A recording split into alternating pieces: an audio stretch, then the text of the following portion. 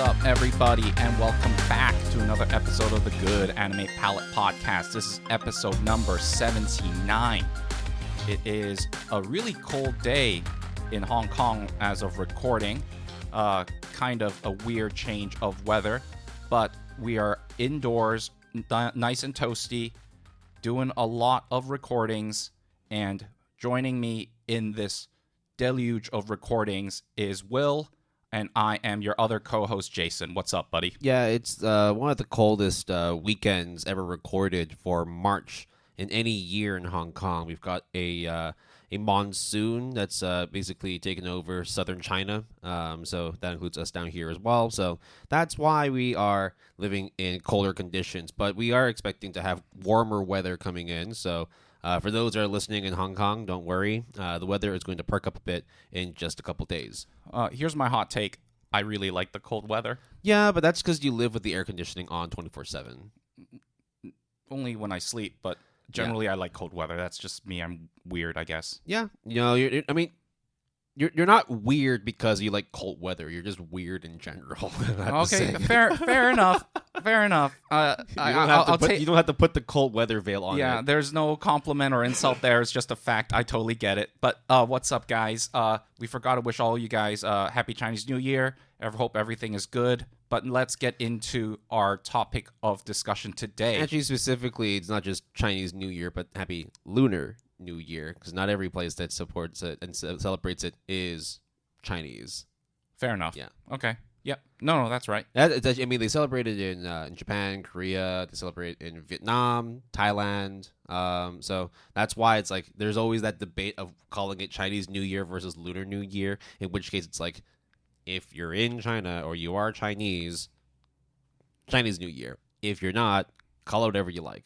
But it does follow the lunar calendar. So regardless, yeah, that's how we're gonna celebrate it with everyone, and hopefully you guys have a good one. Yep. So as Jason mentioned, new recording today. We got a lot going on, but to kick things off, we're going to be doing episode 79, which is going over office and workplaces in anime/manga. So we've done a lot of episodes that have covered a lot of things that are more sort of like geared towards like a younger demographic, specifically like high school settings, university settings. But now we're actually, we've graduated, we've passed the bar. We are now moving into the quote-unquote real world. We are now entering a phase where we are, contributing citizens of society. Yeah, and a lot of people, manual labor aside, will probably be, white-collared workers, which work in offices, push papers. Still a necessary job for a lot of people, and hey, surprise, surprise, there's anime and manga on it. Yeah, it's a very big deal in Japan. I think as well, like outside of Japan, because Japan's academic calendar is a little bit different compared to the rest of the world. Because I think they go from the beginning of the year through the end of the year, whereas a lot of Western institutions, even some down in Asia as well, like in Hong Kong, it follows more like a semester-based system that starts in August or September through to May to June. So that should mean that people are either in their final semester or in preparation for applying for jobs. So if you're one of those that are looking to get out of university, get your degree, and start looking for jobs, good luck. I hope everything works out for you guys. It's a tough market, but hopefully you guys find something, or at least you tough it out. Yeah, and if you're toughing it out at your current job or trying to find a new one, good luck as well. So we thought we would dedicate this kind of episode on office and workplaces. So it's funny as well because as we are recording this, I actually just started my new job yesterday. Yeah, congratulations. So I think the timing is just perfect. So that means that a lot of the things we'll be talking about are very much like real experiences coming from the both of us here. So so just to get things a little bit sort of like clear in terms of how we're going about with this episode, because of the fact that when we talk about workplaces and office spaces in general, there is a bit of a massive umbrella that certain subgenres, categories, and themes can fall under it. I know you probably don't want to hear a lot about explanations, disclaimers, and definitions and whatnot, but for this, we'll keep it short. So essentially, when we want to talk about workplaces, we kind of mean specifically in a office setting or in a setting in which more sort of like clerical work or like professional work goes in. Not to say that the other occupations aren't professional, but in the sense of like things that we won't really talk too much about would be like, I guess, well, if we go back into talking about high school / university life, we won't be talking about like student clubs or societies and things like that. Because whilst a lot of the stuff they do kind of mimic a workplace setting, that specifically is not a workplace setting. It's more an extracurricular thing. So it would or they do part-time work, right? Yeah, so we wouldn't be going over like a school-based anime where, one of the main characters or one of the characters in general is like on balancing, my school life and supporting, my expenses by picking up a part-time job. That's not essentially the focus, because in the end, the primary theme or tag for that series is more school-based than workplace-based. Yeah. Going off of that, there is also a huge subgenre within this that is focused on the different types of settings that is considered a workplace, right? Yeah. So, like, for example, there is a huge amount of maid cafe animes or cafes animes, like working and whatnot. Restaurant animes or anything that's like kind of tied to like F&B. Yeah, food and beverage. So we are going to have that like set aside. We probably will do something along those lines, an episode topic on that specifically, because there is a lot, but we really want to focus on the pencil paperwork, the clerical work that is focused within the subgenre, within the realm of anime and manga. So that's really what we're going for. And I guess the other thing that we are mentioning is that there is like these kind of traditional, which as you said, Will, your kind of office cubicle kind of, like when you watch the live action, not live action, when you watch the Office series, right?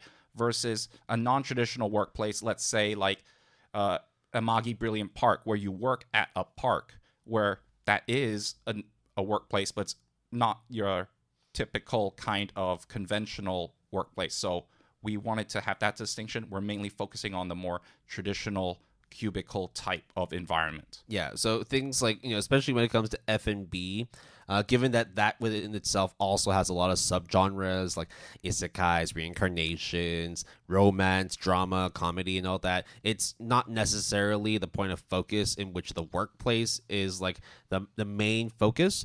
So things like Restaurant to Another World, or if we even think back onto like our gourmet episode when we talked about like Yotsuro Biori, the one which is like the five men who run a little cafe in the four men who run a little like tea house / cafe in the outskirts of Tokyo. Those things, whilst of course there are workplace themes on it, because of the fact that Ryuri kind of focused on the gourmet / food and beverage aspect of it, it would be a bit sort of like a overlap trying to talk about those specific series in this particular episode. So we will try to keep it to a minimum when we're talking about F&B. But this doesn't mean it doesn't fall under this umbrella. It's just that this umbrella is quite large and broad. Yeah, so we want to box ourselves into a certain extent to make it concise and detailed for what we're trying to go for this episode. The other thing that I also want to mention is we have some honorable mentions that for one reason or another, which we will say now, we couldn't really wholeheartedly recommend, but the three of these are actually really good. So we will just go going off the recommendations already. Okay. No, I mean, they are just honorable mentions, so we'll get it over real quick, and then we can gush on it. Yeah. So I think the first two I wanted to sort of just brush over quickly because the fact that we talked a lot about them already. Like the first one would be like After the Rain. We covered it for multiple episodes already, but it does highlight sort of like the dramas that happen when working with colleagues or coworkers, and there are also sort of like romantic undertones that lie within. But we've talked about it many times. If you want to go back to listen to those specific episodes, we could recommend you go back to those. Another one would be Kakushigoto. Again, in another series we talked about, but we didn't talk too much about like the workplace theme of it. But I think at the same time, like again, it's not a central theme to the story, so that's why we didn't really talk too much about that particular theme. But it exists there.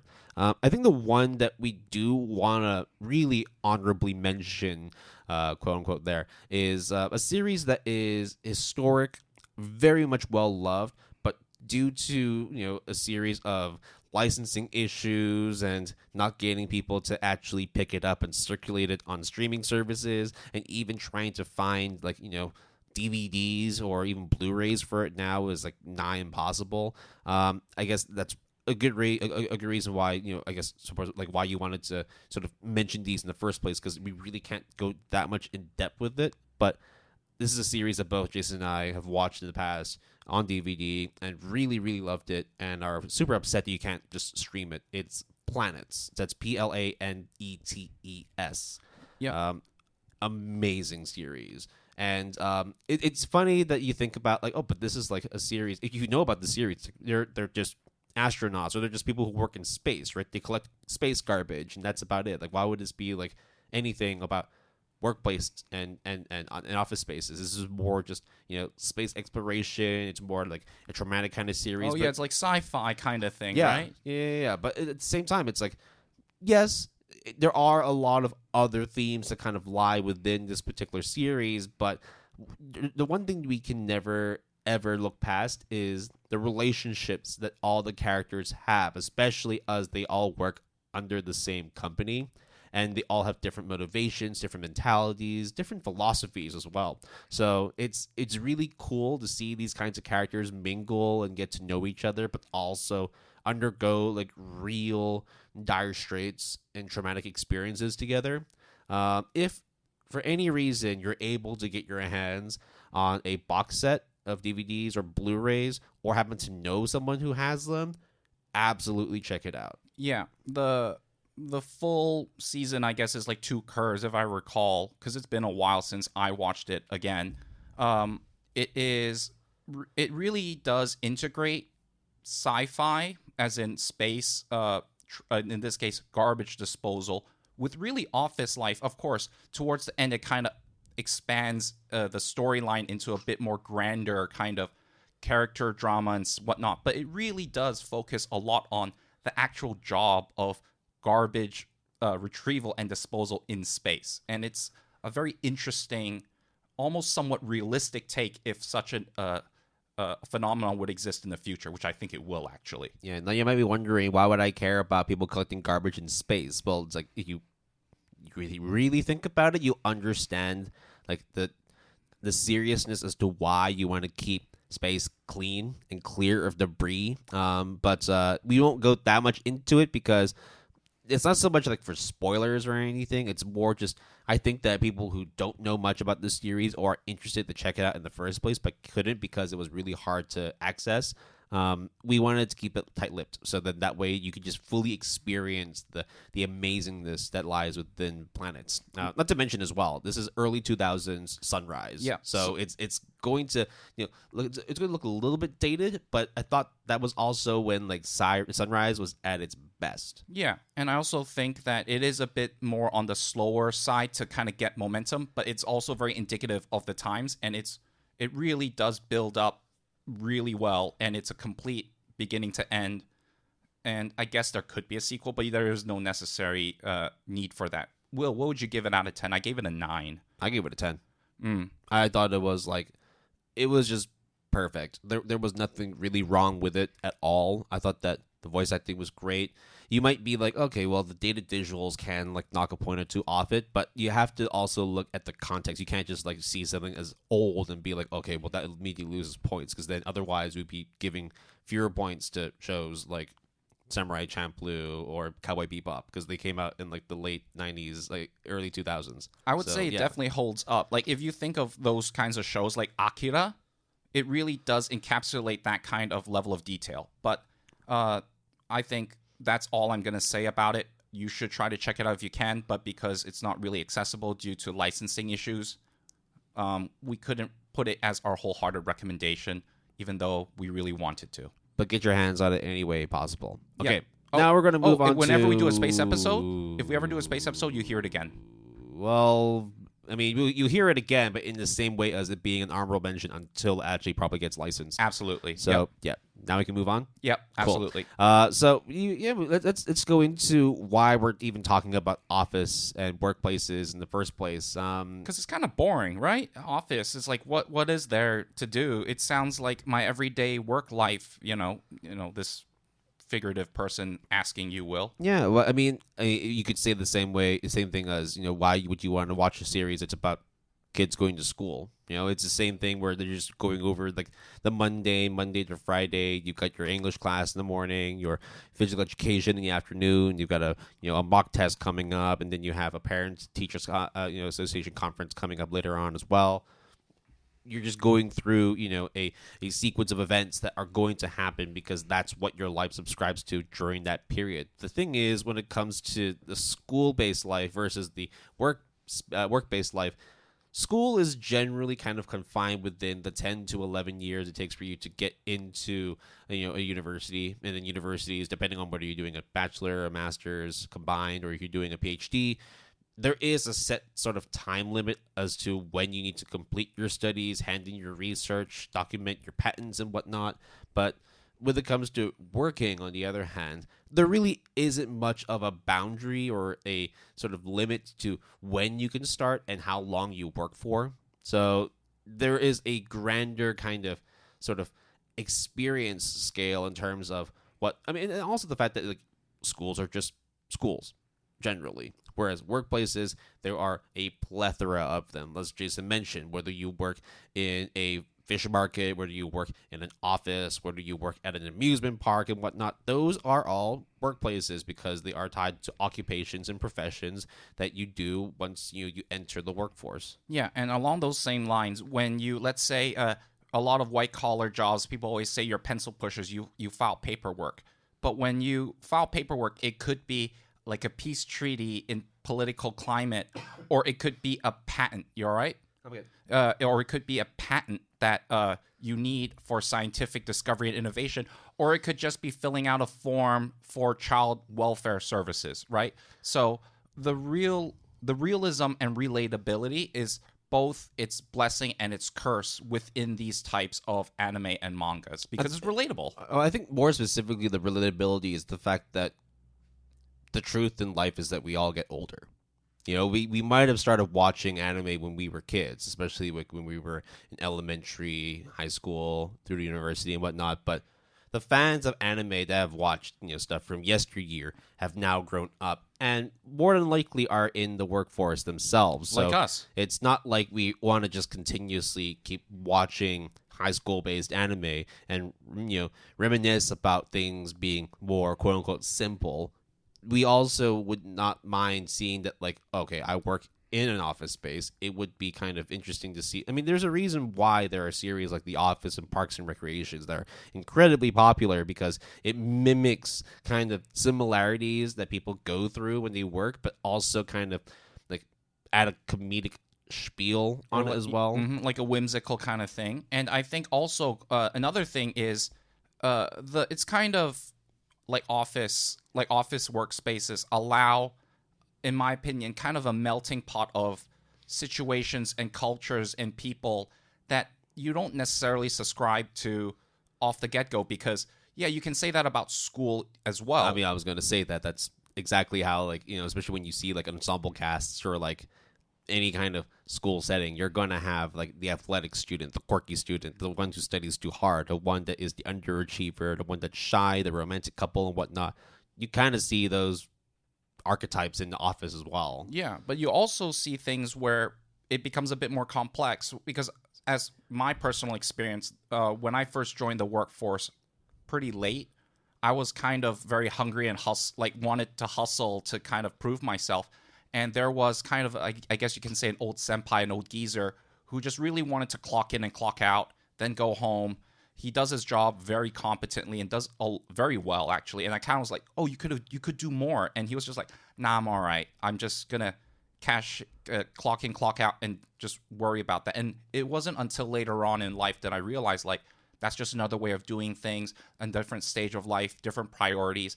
And you get that in a huge plethora. You get people that are aggressive. You get people that are passive, people that really want to strive to climb the corporate ladder or not. So yeah, I don't necessarily subscribe to saying that you get like a multitude of sort of personalities in an office space.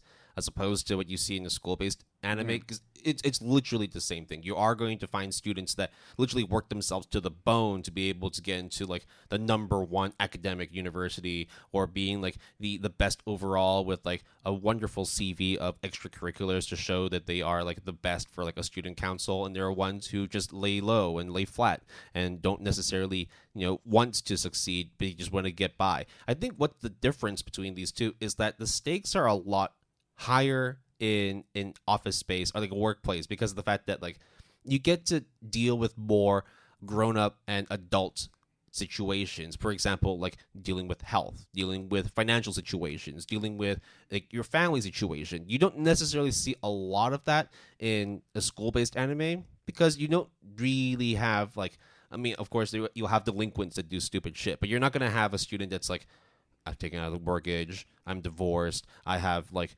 child support I need to pay, I can't make ends meet, I've got like rent and bills due at the end of the month, how am I going to live? Whereas like with students, it's more like, I've got 5 exams coming up, I haven't studied for any of them, I don't know if I'm going to pass them, what am I going to do if I can't get into university? My parents are going to think I'm a failure and whatnot. Like, there are similarities in that sense, but I think that in terms of like the impact to like the character's personality and psyche, there is a lot more gravity that's attached to a workplace setting as opposed to a student-based setting. So I don't think I don't think it's so much a grander melting pot of personalities. I think it's that you have the same personalities, but the stakes are higher, right? Like considerably higher. Yeah, when you phrase it like that, I actually kind of agree with that. I also think that, like, going back to the stakes, it's like, yo, you fail an exam. It's going to sound like when you are in it, you're a high school student, like the end of the world, because it is your immediate. Oh, man. I remember when I was, okay,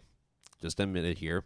I am Asian, and I was in an accelerated math course in my high school, and a lot of us were striving to get, like, really, really fucking good grades.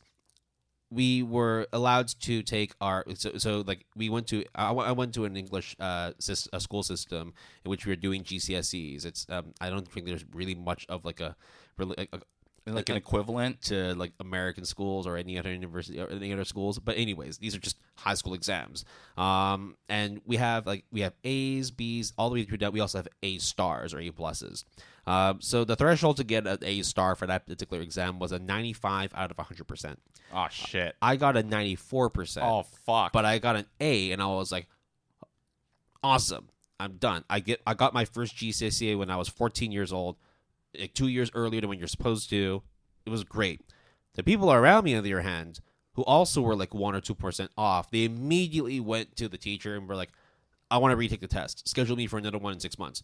And I'm like, why? You got an A. It's like, it's not an A plus. Like, I can't do this. I have to get an A plus. And I was like, why are you hustling so hard? An A is an A, which is amazing. Like, the difference between an A and an A star in my mind was like minuscule. It's a 1% difference. And it was just like something for me. Like, I didn't necessarily feel like I needed to push and strive myself that much harder to be able to, overachieve. I was like perfectly content with what I got. I thought for me, like a 94 out of 100%, despite it being not an A star, but an A, was enough for me. But there were people that were like, this is do or die for me. I have to get it. Not so much that because it was do or die, but because maybe they wanted to be an academic perfectionist. They maybe wanted to get that A star so that when they were going into that particular academic field, when they were going to university, they wanted to have those grades on the report card to make them more appealing to university recruiters. Right.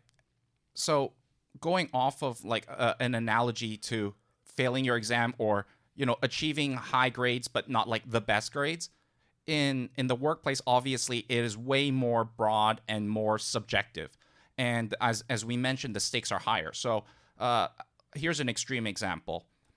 Hospital is a workplace that I'm very familiar with because I work in the industry. People live and die. The stakes are as hardcore as you can get, or they get injured and whatnot. I mean, look at Monster. Yeah. That's a workplace anime. Technically, yeah. Well, it's a workplace journey. But that workplace incident in the very beginning of Monster... It's actually funny because you literally, like, the fact that like you open up with a doctor and like you literally only spend like the first volume in a hospital, and the rest of it is him just chasing the monster throughout Europe. Yeah, like, and let me be honest. When I first read the first volume, I was like, "Oh my god, this is like gonna be like this urban drama." And This is ER, isn't it? yeah, Oh my god, yeah, it's just ER but real and serious. Obviously, it's not real, but it's Scrubs, but no one's laughing. You know? exactly. At the end of the world, at the end of it all, it matters so much more than failing an exam because you can have a do-over. Or let's say you fail out, there are still ways that you can progress through life, right? Yeah, I mean that's why like if we take a pivot to like live action, like especially like in the Western side, I mean there's a lot of like police dramas, there's a lot of firefighter dramas, there's a lot of like legal based dramas as well because you're dealing with things that are greater than you. Right, you're dealing with natural forces, you're dealing with crime, you're dealing with disasters, you're dealing with, serious shit that could potentially affect not just yourself but people around you or even large corporations. And so, therefore, as we talk back about like the stakes being so high, that creates a kind of like friction / drama point that people really, really like because let's be real, the everyday life of someone who works as a clerical worker or working as a hospital staff is not as intense as seen in these kinds of dramas or these kinds of animes. But when they do happen, like they're not necessarily things you want to experience firsthand. Exactly. So it's probably safer and more enjoyable for you to watch it in a more fictional setting. Yeah, or like an observer kind of deal, right? And the other thing is when you fail at a certain assignment at work, you affect others, maybe your team, and a lot of maybe your department. But at the same time, if you're a student and you fail an exam, in theory, it only affects maybe you or your group project members. I mean, we've had experiences of slackers and group projects. So, and, and you get that in workplaces too. But in the end, it's like a group project's a group project, and eventually you do have like, an academic counselor or a professor that you can go to sort of remedy the situation. Whereas if you're in the workplace, it's kind of like you're all grown up now, deal with it yourselves, figure it out, or we're going to have a problem at the end of the day. So it's a lot of times, like when it comes to in a workplace, you kind of only have your own brain and hands to deal with situations. It's a little bit more sort of like, hand holding when you're in school. Not to say that you can't do things on your own. It's more just you are kind of nurtured in an environment where people want you to succeed. Yeah. It depends on how you sort of look into the education system. I know there are people that are cynical, a little bit, yeah. But we don't want to go into that because that's its own rabbit hole. And it's a lot more, as Jason mentioned, it's a lot more of a cynical approach to how you should look into education. So, anime and manga actually tackles workplaces in a certain way quite differently than how I thought other live actions would do. For example, slice of life is always a huge part of these office workplaces. I mean, it's always like your Parks and Recs and your, the Office series. There's like equivalents, right? We will mention some of those. There's also, obviously, again, there's always going to be office romance, comedic, like kind of shades within these workplaces. But I think two in particular that are quite interesting to me is Iyashike as well as, girl love and boy love. I knew you would put that in there. Yeah. I think for some reason, the girl love and boy love subgenre really likes to focus a lot on adults, and a lot of them works in the office. I don't really know exactly why, but it is what it is. So it's way more of it in a setting, and a lot of it's coming out in anime nowadays too. Just admit it, Jason. You want to talk about girl love, boy love, and Yashike in any form, whether it was in a drama, a workplace, a school, a comedy. You damn fucking right, bro. Yeah, I mean, you just have to squeeze it in somehow. Sure, make it work. I don't care at this point. Aw, don't be so. No, it's just like, I mean, what is it specifically about girl love, boy love in workplaces that is like, it doesn't only exist in anime and manga, nor is it like a thing that is like, why is it happening more in any other genres or subgenres in general?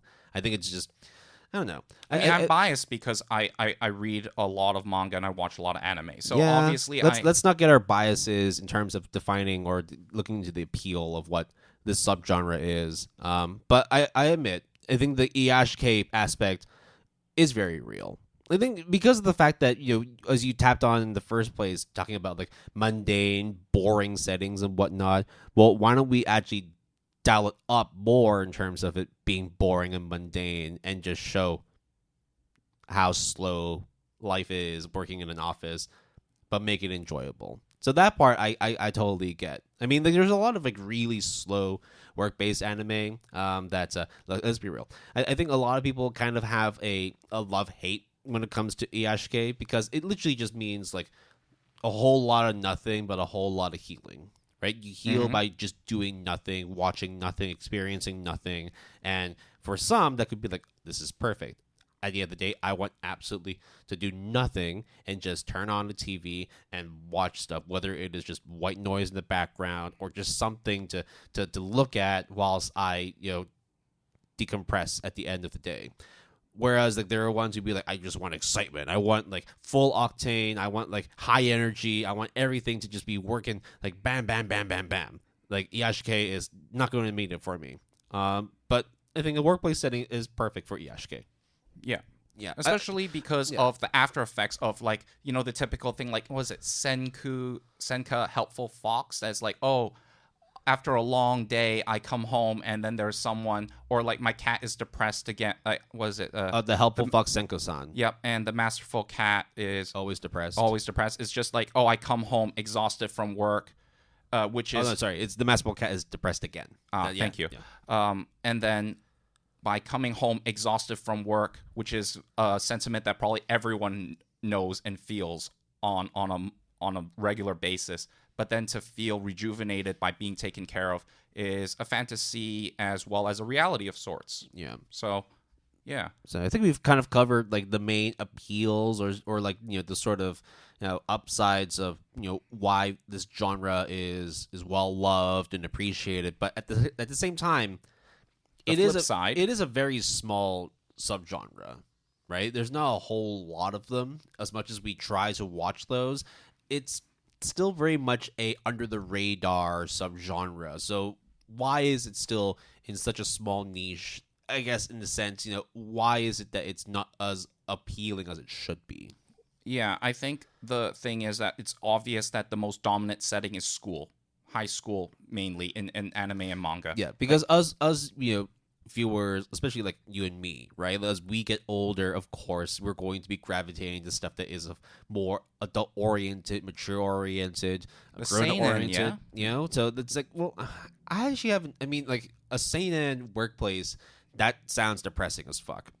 But that's probably why people might not be as into a subgenre like this, right? Because when we talk about like anime, especially any works of fiction, it's meant to be escapism. It's meant to be fantasy. It's meant to sort of take you away from the doldrums of real life. That's why isekais are so popular, and that's also probably why like people might not subscribe to looking at like a workplace based anime, because there's not enough of that break from realism, right? There's no escapism, and it's too relatable for a lot of people. And that's probably why, like, as much as there is an appeal to certain shows, there might be a general, like, majority where, like, I don't want to be reminded of how boring my job is. I don't want to be reminded of how my life is just a 9-to-5, working at a desk and whatnot. So watching an anime that is exactly the same thing is not going to fly for me. And then which is kind of weird, because it's like when you look at like, I mean, we've mentioned Parks and Rec and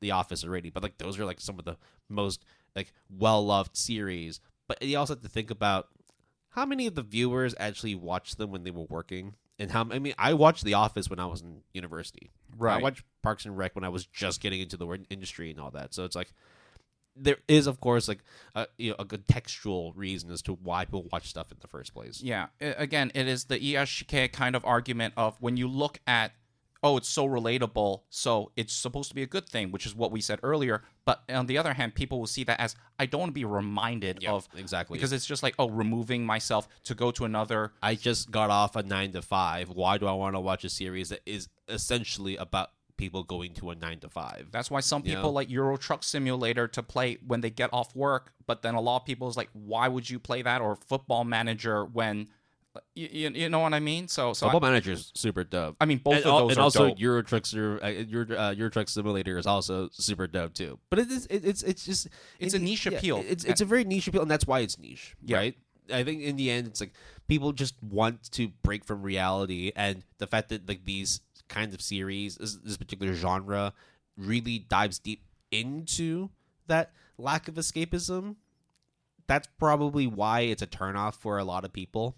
Not to say that like they're wrong. Like they're well within their right to not want to watch something that reminds them of the doldrums of their life. Yeah, absolutely. And I think along the same lines, which we have mentioned before, why all of the myriads of characters you said that might have been a positive trait in workplaces, isn't that the same that you can see in schools, which is what Will argued and I agree with. Yeah. That is also the same thing that a lot of people criticize office and workplaces because, okay, it's a different coat of paint. Same shit, different setting, basically. Yeah, exactly. Same shit, different setting. So, like, why is that a big deal then? Why don't I just watch the good shows?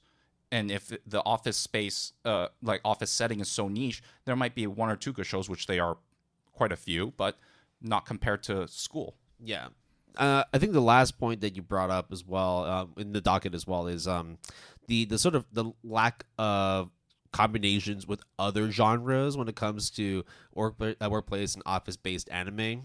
So, like, if we talk about school again, I know we have to go back to it because it is like the main subgenre when it comes to like a setting-based anime. And it's kind of like it's polar opposite in many ways. Whereas, right? like, if you have school-based, you can have romance, you can have drama, comedy, action, adventure. You can have fantasy, you can have mystery, suspense, horror. You can have any of those. Right? There's a lot of horror school-based anime, which most of them are terrible, but they're I mean, like Another, right? Mm-hmm. High School with the Dead, not really horror-based, but let's just roll with it, right? High School DxD technically has Yeah. a lot of supernatural stuff. It's supernatural, like fantasy, definitely on the fantasy side, right? Yeah. But you don't really see a lot of those in workplaces, and like we don't want to stretch too far the definition of workplaces because then you can just make any anime be like, oh, but that is a workplace anime and it's supernatural. But it's like we're trying to like more focus this on, I guess, quote unquote traditional workplace settings.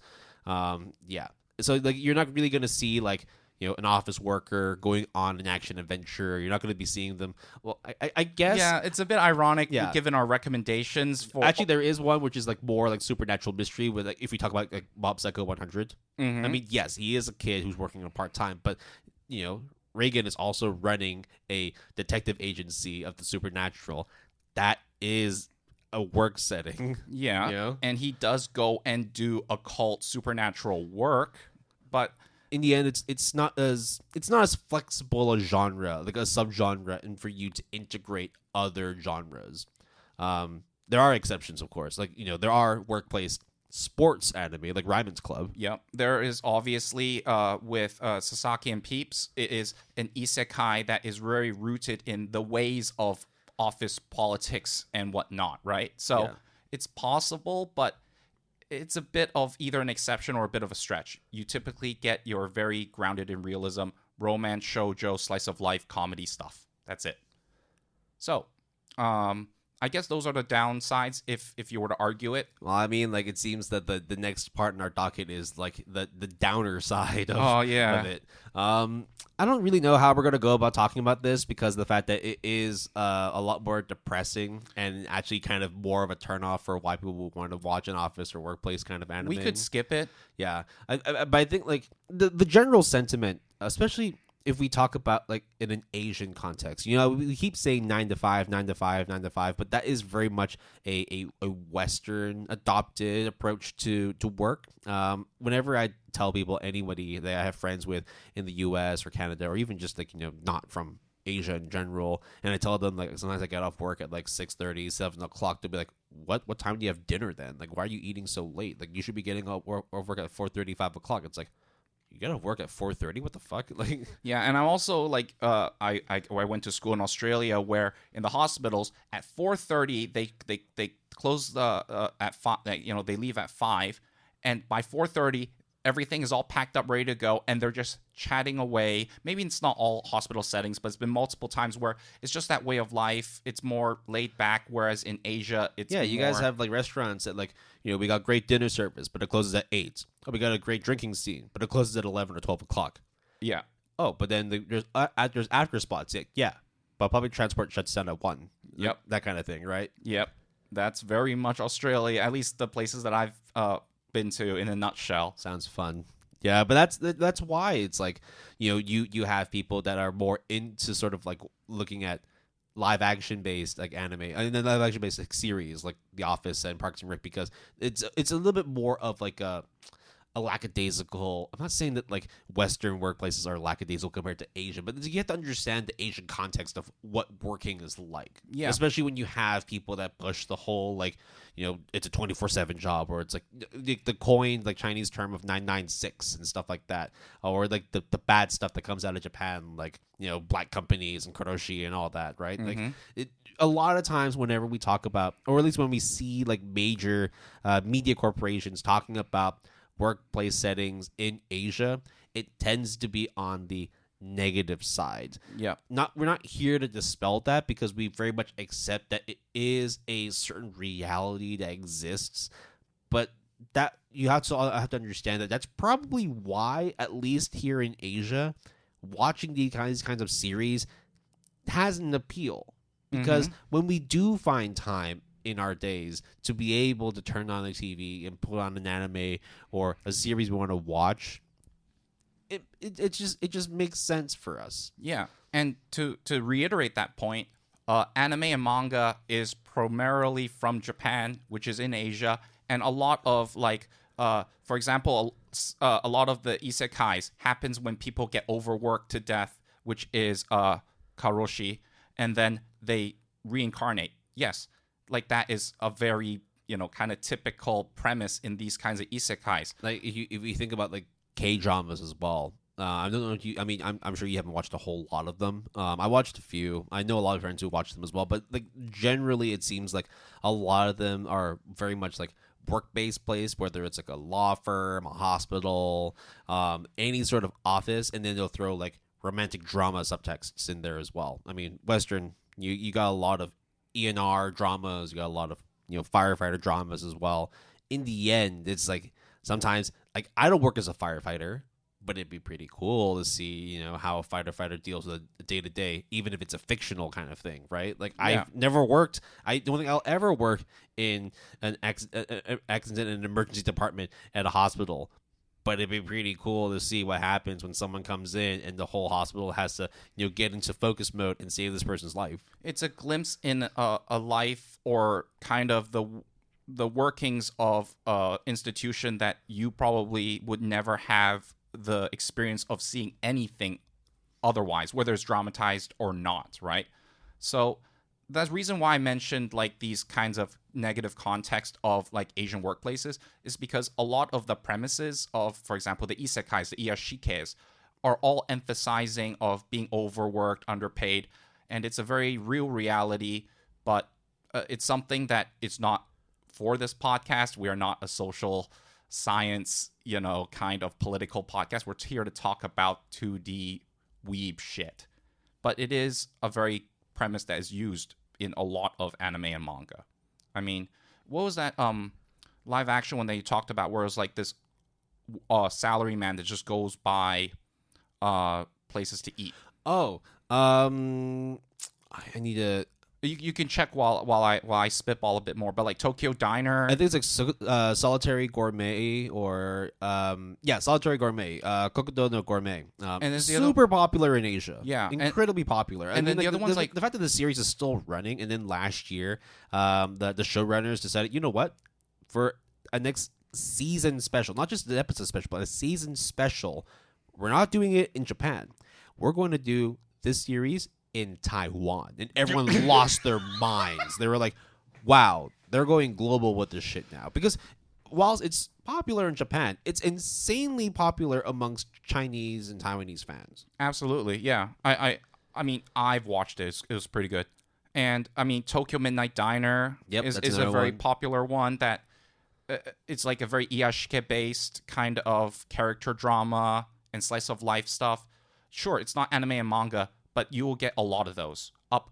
So that is really why I wanted to have this kind of section talking about this, because maybe not everyone know about Kuroshi or Black Company or 996, which is 9 a.m. to 9 p.m. 6 days a week. Yep. All right. So going back to anime and manga, which is obviously what we're doing now, there's actually two studios that I would argue, with one in particular being PA Works, has just almost a stranglehold on this subgenre, this niche of office workplaces. Would you agree? I mean, Hanasaku, Iroha. They've also done. That's Sakura Quest, right? Yes, I believe so. And then Shirobako, Shirobako, yes. which is about, and then Aquatope on the White Sand. These are the three kind of what we call OL office lady kind of. I just call it the OL trilogy. I just coined it myself, but it's very much like with Shirobako. Everyone knows of a bunch of ladies working in the animation industry, and it is done almost so realistic, and you learn so much about the animation industry at large. Then Sakura Quest is about a group of ladies in tourist attraction in a remote rural prefecture and trying to kind of figure out how to increase tourism in that area. And Aquatope on the White Sand, probably their newest one, is about aquariums and managing the aquarium. So PA Works really has it on lock, really. Yeah, I think that as well, like the series we talk about, like they're as real a depiction of workplace settings as can get. The other one you mentioned here on the docket is Dogakobo, which I think is a good shout, considering that they did like My Senpai is annoying or and New Game, which is about video game development, and it's like a Yuri kind of thing. Yeah, but I wouldn't put it as like, I mean, it's not the one that comes to mind in general. Like Dogakobo have been doing good work. Workplace, definitely they've got some series that like are mainstays within the subgenre, but surprised you don't have A1 Pictures in here. Well, I think A1 is huge in general, but it's like, look, Restaurant to Another World. They've done Working, Servant Next Service. They also done like some other pretty big like workplace based anime, Wotakoi as well, right? Yes. So yeah, but I think like maybe the reason why we wouldn't put it on there is because A1 is just big. Yes. So they work on a lot of shit. So it's like, but it's also clear that like the work based stuff that they do are incredibly good. Another one that I suppose is like more on the, well, I suppose they do a lot of workplace stuff, but you can see why they do it. Project Number 9. Oh, why is that, Will? I mean, my Tiny Senpai is okay, just under a 7. Just okay. Yeah. Like mildly acceptable, right? But the thing about trying to find studios that are well known for this is that it's not really something that people think these studios are well known for. Like, you don't go to PA Works and go, oh, they're well known for this. Although I would argue of all of the studios, they're probably the ones that have like the most hand in the game. Like Yeah. they always go like all in when it comes to like a workplace based anime. But it's like you'll like there's always going to be debates in terms of like which studio does the best action adventures, like shonens, which one does the best sports animes, which one does the best like supernatural mysteries. yeah, or those are really good debates. Yeah. And those are like both, like either side of whatever argument has a lot of evidence to say. And then when you have, okay, let's go to the office debate. It's like, you got Production IG, Mappa, Sunrise, Madhouse, Bones, and so on, so on. A1 Pictures can throw their hat in the game too. But then, like, so what about Workplace? Like, probably PA Works. It's like when that debate happens, there's only like one person it's in the crickets. audience. It's yeah, crickets, exactly. basically. So that's why like I feel a need to shout out for PA Works, because they're kind of office lady series are actually done really well, in my opinion. Yeah. I think this is a good point to take a quick break. We've gone over the sort of, breakdown of the genre, the good, the bad, the ugly, and also why we feel that, at least in our opinion, it is a genre that definitely deserves a little bit more of attention. After the break, we're going to be going into specific recommendations of this subgenre. So, yeah, hold on to your butts. We're going to go back to work soon.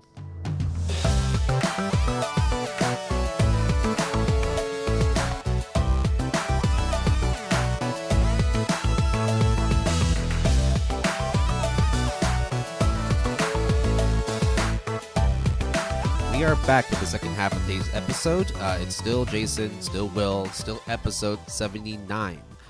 We are now going to be going into the recommendations for this particular subgenre of office and workplace-based anime and manga. So, yeah, we already went over a couple of things that we didn't really want to go in depth in, but this time around, we're going full throttle. We're going to be talking about series that are readily available and easily accessible.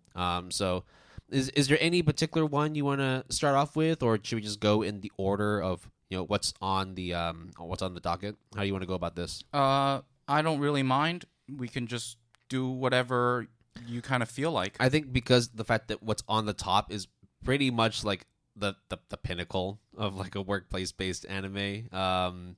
We can go with that first. Sure, let's do. Only because like it'll be good for you to sort of more go into it. Since I haven't watched it, but I know like the massive appeal and history it has.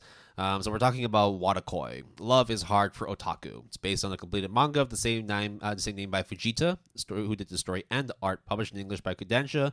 The anime premiered back in spring of 2018, produced by A1 Pictures. So it holds a pretty good score of a 7.93, really close to an 8.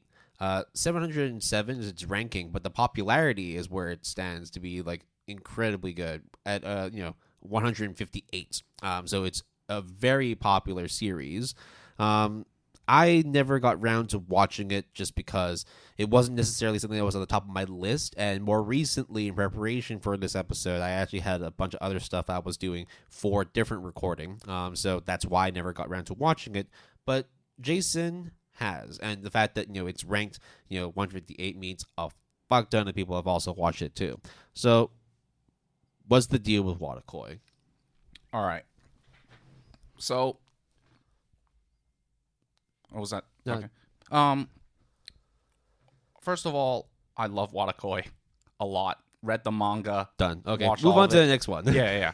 But the thing is about Wotakoi is, it's your workplace romance. Yeah, just to sort of be clear about the name Wotakoi, it's one of those portmanteaus that Japan likes to do because the original name for it is super long. The real name, not the real name, the actual name for it is Wataku Nikoi wa Masukashi. That's why they just short formed it into Wotakoi. Welcome to light novels types of shorthand and isekai types of shorthand. It's funny you say that because it's actually a web manga. Yep. Yeah. Wotakoi does something that I think is extremely unique in this subgenre, which is we are all nerds, but when we grow up, we are all still nerds, but we work in the office. And the kind of conceit of trying to get together and hang out and have romance and have comedy is something that is extremely like almost done to perfection with Wotakoi. And I really cannot really say much about it because it's not about, there's spoilers or plot beats, right? With all these shows, a lot of these slice of life shows, it's about the experience of going through it. And it's kind of like saying, hey, Will, this school festival arc in this high school anime is dope. And then you just be like, okay. Like okay. Or like, the plot beats of them going to a Comiket kind of anime convention in Wotakoi is really good. And you just be like, okay. But when you see it and have it unfold, it really does give a different vibe when the plot summary is just very plain and basic. It's just the thing of slice of life. That's really thing that I think gets to it. Gets pretty, romantic, heartwarming, and also shout out to the intro dance sequence kind of choreography. It is skip and loafer style, but I would say even better. Ooh, that's a big shot. I mean, I can't say anything because I haven't watched it. But yeah, no, I think that like we're not trying to group in people who like anime and manga in general as being nerds. But that if that's a name that you are comfortable calling yourself or being tagged with, then all the merrier. I actually when I was looking at a r/animes post, there was actually somebody that posted a while ago that this particular female individual actually the post was, I got a girlfriend because I love Serial Experiments Lane. No joke. And she detailed that Great taste. She was detailing that she met a fellow colleague at a work convention, and they were having after convention drinks, and they were chatting and stuff, and she was like, I was pretty into this girl, but I was a bit shy and I didn't really know what to talk about. Then she started, the female counterpart started talking about how she liked anime and all that. It's like, I kind of like anime. There was a series that I watched when I was younger called Serial Experiments, and immediately the girl she was talking to, just her face lit up. It's like, you love that show? I love that show. Lo and behold, a few weeks later, they're together now. So they fell in love with each other because of not specifically anime, but because of their love for Serial Experiments Lane.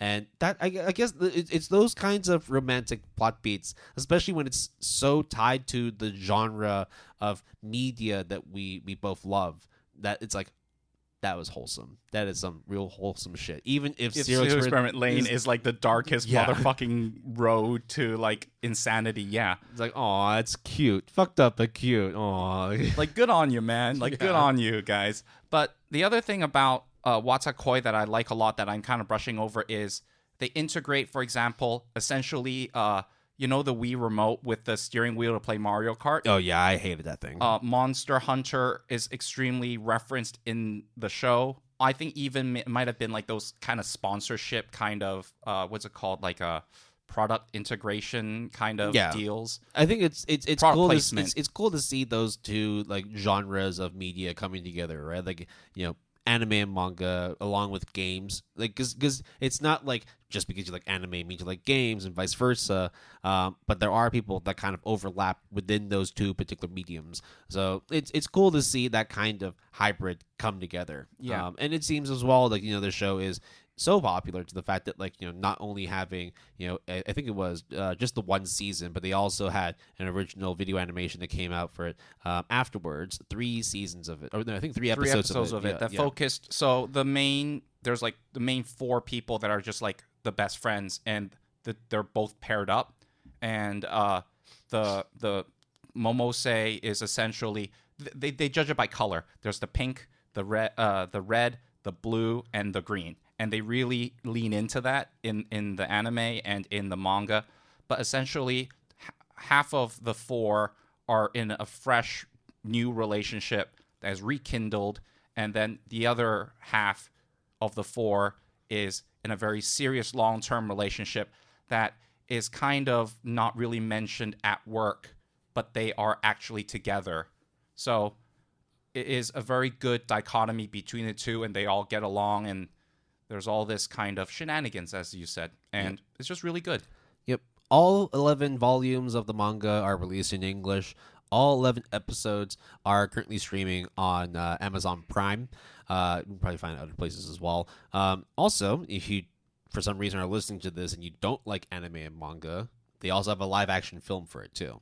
So really successful IP. Moving on to the next one, which is an interesting inclusion in this because we felt the need. While it's technically not an anime per se, well, okay, look, I mean, we've done this. That's stupid BP of you asking me what is anime. Well, then let's really talk about Pokemon Concierge and whether it counts as an anime. Yeah. So, it came out quite recently, back in December 23rd, 2023. So just like, now, it only came out about 4 months ago. It's a 4-episode ONA, specifically on Netflix, produced by Dwarf. It's the same studio that did Rilakuma and Friends, which I quite liked, actually.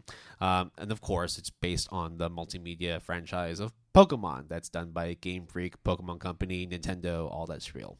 So originally, like I think Jason wanted to mention this as like something he watched in the past, and it might have been like a good mention to have. But at the time, we weren't really sure if it was really an anime. But my anime list lists it on the database, giving it a score of 7.7, ranking it at 1199.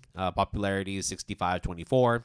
So it's an anime. I think because of the fact that anime itself, if you actually look at the word, it means animation. So, I mean, we've talked about it. Shrek is an anime.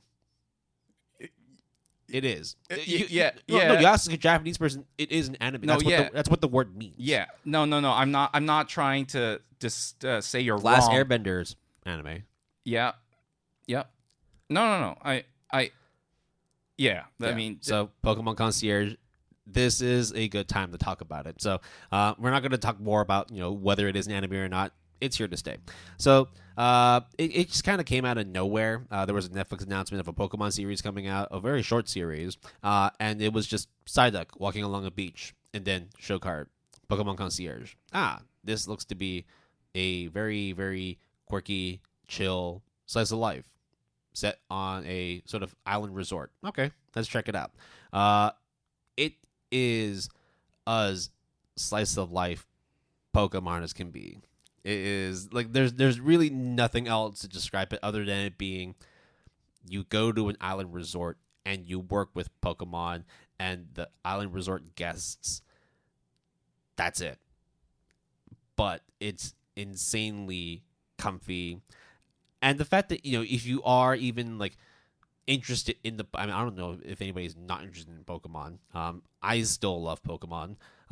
So it was something that when I was watching it, it's like, this is a very, very relatable kind of series that I can watch because I still love Pokemon.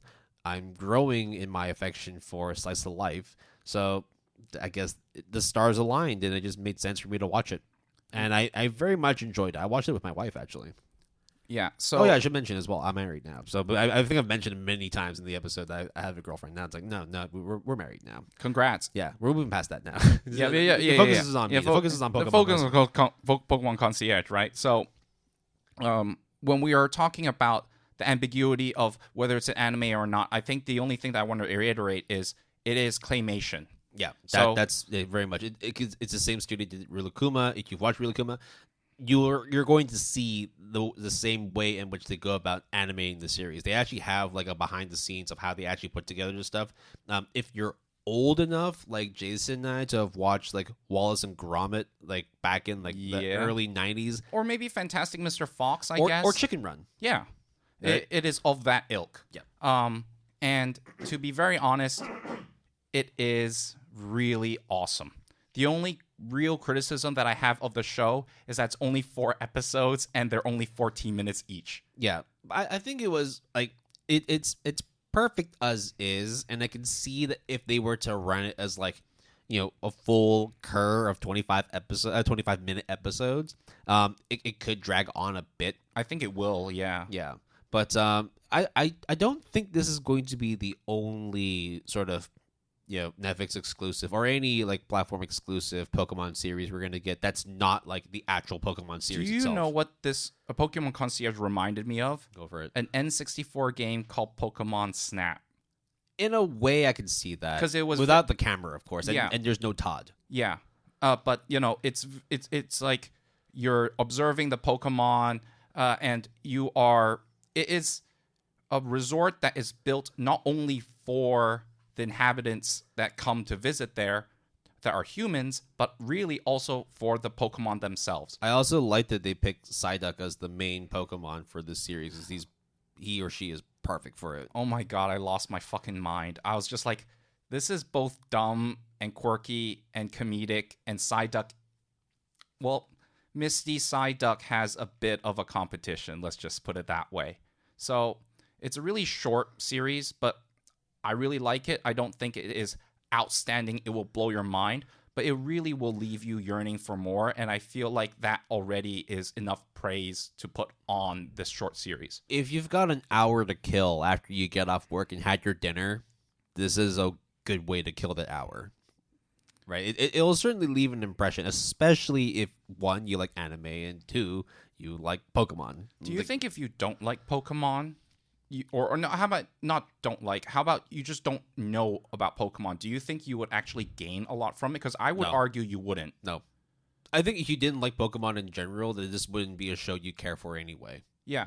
Like if you're traveling to get on a scooter and then Dragonite flies on top of you and you feel like that's awesome. If you think about the fact that like this isn't even like a main sort of contributor to the monolith that is the Pokemon company, right? Like their main bread and butter is making Pokemon games. I mean, shit, like Pokemon Day was just only a few days ago, and there's a Pokemon Day? Yeah. Oh shit. It's a Pokemon Day every day on the specific day since the release of Fire and Green, back in 1996. No, 1994. That was my red, green, blue, right? Red, green, blue didn't exist in Japan. Oh shit! You know more about this than me. But that's because you're American. You only know red and blue because that's what we got in North America and outside of Japan. But it actually was red and green when it first started out. That's why the remakes for the GBA were Fire Red and Leaf Green. Blue was not included in that. I also played Pikachu Yellow. Yellow was good, but that one only came out because of the anime. Yes, I know. So there was a lot of limitations as to what the real appeal about Pokemon was. You can go into the fandom. I mean, like I'm really into the Pokemon fandom, but really only up to like Generation 5. So yeah, anything else that came out recently, like Sword and Shield and Scarlet Violet, don't really care for it. Though I do want to play Legends Arceus because Pokemon Day they announced that they're doing Pokemon Legends Z to A, which is focused on the Kalos region. So that would be Pokemon Black and White, I believe, or X and Y, either one of them. But yeah, Pokemon fans rejoice. Not only do you have a really exciting Pokemon IP coming out in 2025, but if you are also jonesing for some Pokemon right now, and you've already played Sword and Shield and Scarlet Violet, and you hated the bugginess that came out of the games, despite it being super popular for the competitive scene, Pokemon Concierge will give you that hour of enjoyment. Yep. Okay. The next one I think is quite an interesting pick, and I think, Will, you are very passionate about this recommendation. Not necessarily. I only threw it out there because we were talking about PA Works. I actually never watched this series, but I know that if we're talking about PA Works and we don't talk about Shirobako, then you have to talk about Hanasaku Iroha Blossoms for Tomorrow. Yeah, I think this is just going to be a running trend of PA Works working on an anime original that's based on a workplace / office setting, and that's probably why Jason mentioned it as like when you talk about studios that are known for this kind of subgenre, you can't look past PA Works because they are really good at it. So it's an anime original, came out in spring 2011. There was a sequel movie called Hanasaku Iroha Movie Home Sweet Home that premiered 2 years after the release of the anime in March 9th, 2013. The scores for this series is good, right? The movie itself, 7.84. The original anime, 7.9. Really good scores, really popular. I mean, both of them are in the top 1,000 on my anime list when it comes to popularity. So I don't think that this is something that we could have really ignored, despite the fact that I haven't watched it. But you're very well aware of Hanasaku Iroha. Yeah, I watched the anime and the sequel movie. I would argue of all of... The reason why I didn't say it was a quadology and it was a trilogy is because... And I may not be the majority opinion in this case. I feel like this is like the last youngest child sibling of the four, and within the pantheon of PA Works' OL kind of subgenre. I think for one thing, Hanasaku Iroha is about kind of like a bathhouse kind of... what was that anime that you mentioned with the five guys? I keep forgetting. Yatsuro Biori. Yeah, that is kind of the setting for this high school girl kind of situation. Is it high school? I think so. But it's like a bathhouse or like an inn resort type of situation. It's a bit weird to be talking about bathhouses and high school girls, but let's just move past that. Yeah. Or I think you just work in some sort of inn. Yeah. Let's just point it out. The focus is not on the girls. The focus is on the bathhouse. It's the workplace. Okay. That's essentially it. Yeah.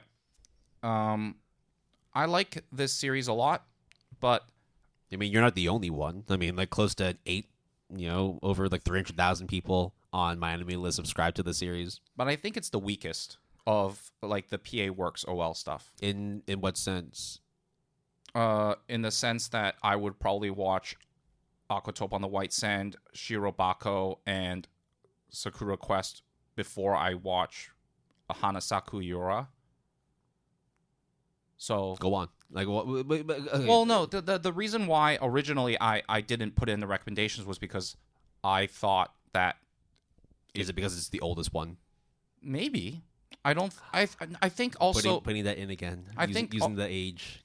no, I think the sequel it's more.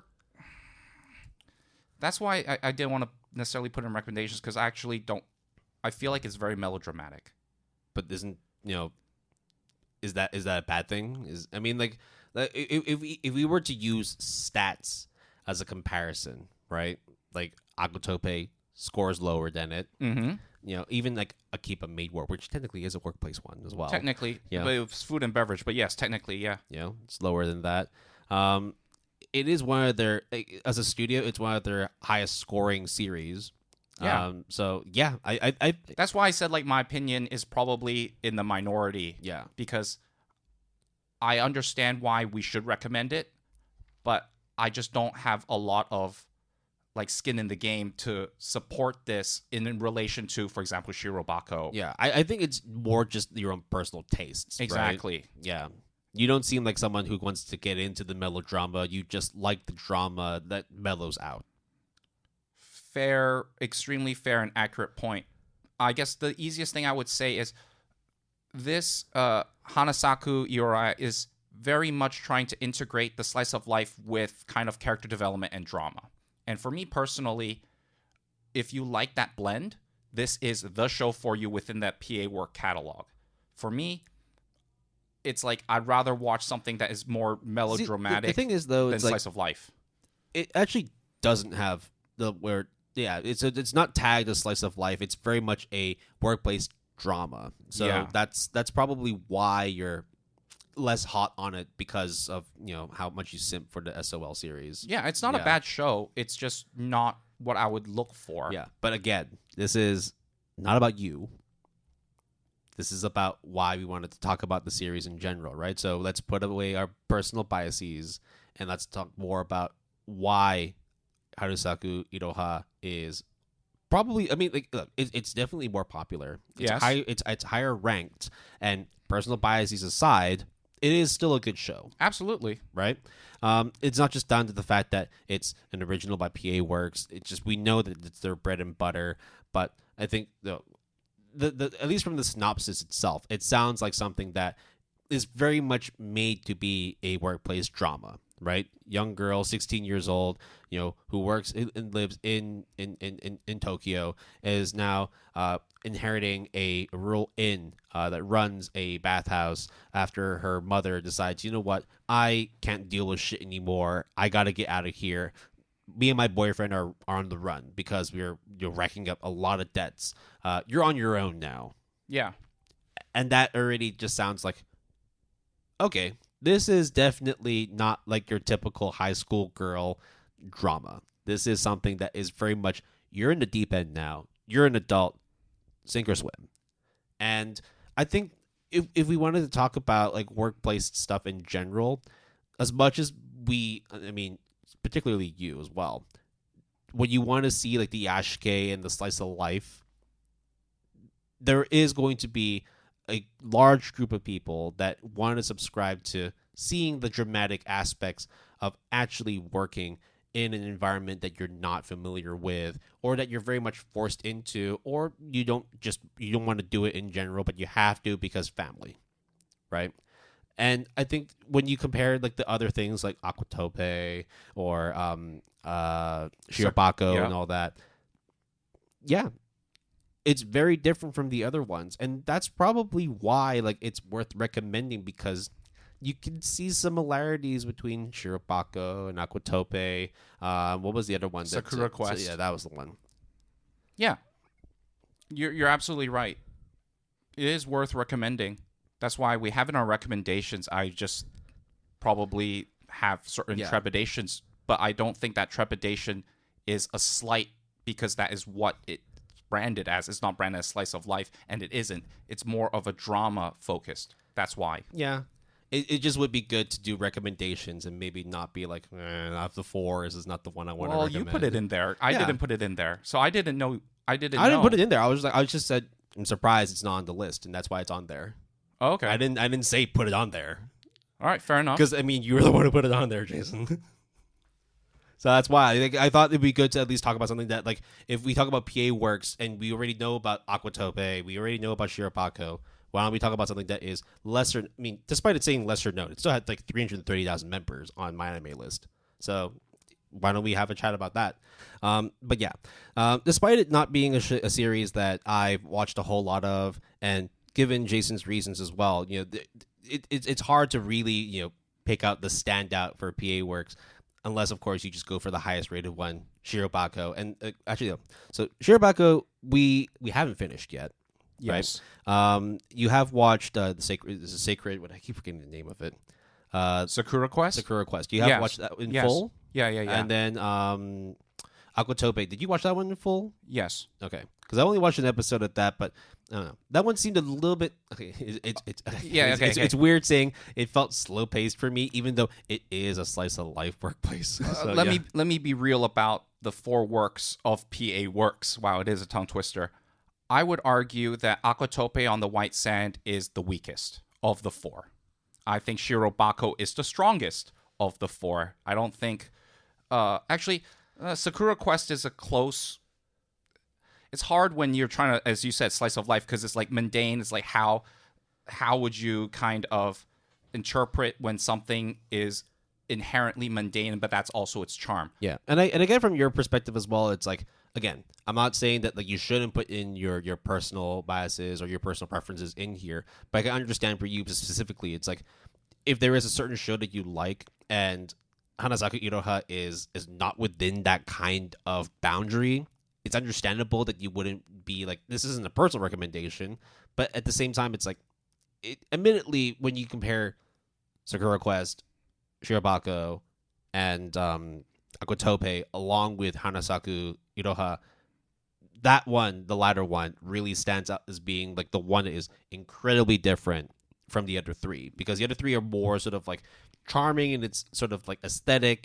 They all look beautiful. PA Works does really good work, but the fact that like the melodrama, whether you subscribe to it or not, is something that is very much like a new, it's a new take on what PA Works does when trying to replicate a workplace setting, and that's probably why we wanted to recommend it. Like, look, Shirobako is popular as is already. Like, if we think PA Works and workplace, you go to Shirobako. That's probably why it's not on like our recommendations list, because we've talked about it before, but also because you probably know it. But then, like, you talk about we talked about Aquatope when we were doing that particular seasonal premiere. You mentioned that you weren't too sure where to place Sakura Quest amongst this quad, or how you want to describe it, right? Yeah, like when I really think about it, the reason why I single out Hanasaku is because it is unique, and I think within that, right, the points that you made are extremely valid, and I really like that discussion at the end of the day, because it is a contrarian kind of view when I said a lot and then I kind of all of a sudden be like, yeah, but Hanasaku, yeah, fuck that. Even though I don't hate it at all. It is just a very... When one thing is the odd one out, it really just stands out. Let's really get down to like the truth of the matter, which is you do like it.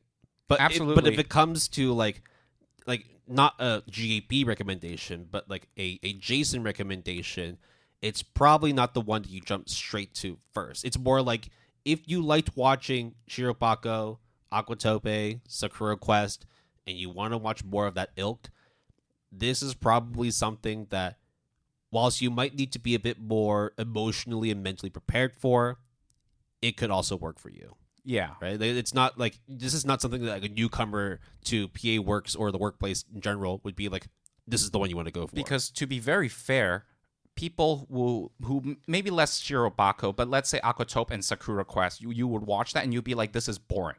Oh, I mean, like I was kind of bored, but like admittedly, Aquatope, of the four that we talked about, I mean, like I've only watched Shirobako and Aquatope, and I'll have you to be a reference for this as well. Yeah, absolutely. Aquatope looks fucking beautiful. It does. It looks amazing. Absolutely. It's just, it was a bit too slow for me, and I know it's very contradictory for it being a Iyashike slice of life. It's contrarian within itself, right? But Hanasaku, though, I have to admit, is not like that at all. Like, if you're looking for something that is somewhat in the ilk of slice of life, but you don't like the mundaneness or too much in that direction, Hanasaku really is your jam. That's why it's so popular, even though it's so old, because it's really good.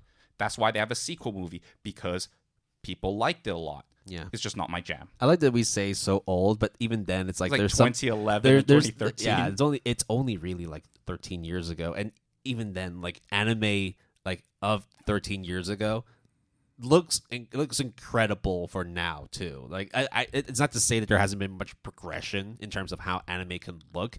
It's just we've kind of reached that plateau where like this is as far as anime presentation can go. I mean, who knew that the progressive artist's works would have progressive art? Yeah, let's just give a shout out. Let's just clap to PA Works. I hope you guys keep on doing good ass work. I mean, like outside of just talking about the office and workplace stuff, like, hey, Buddy Daddy's really good. Buddy Daddy's is great. Skip and Loafer is great. Yeah, your boy Kong Ming is great. Yeah, they're fucking putting in work, man. Yeah. They also did Angel Beats, didn't they? Probably like Angel Beats is like way old, right? But Angel I Beats think was so. Back at when you say way old, it's only a year older than Hanasaku. Oh, for fuck's sake! Yeah, oh my it only God, came out in 2012 or 10. Okay, when you're only 1 year older. Shit, I don't. Is it because of that chibi and that look? one is a school based. Is it because it's a chibi kind of look? I wouldn't say chibi, but it's very much like the more. Wait, what was that? The visual novel one, the horror one. What's it called? Shit. Another. No, not another. In a village.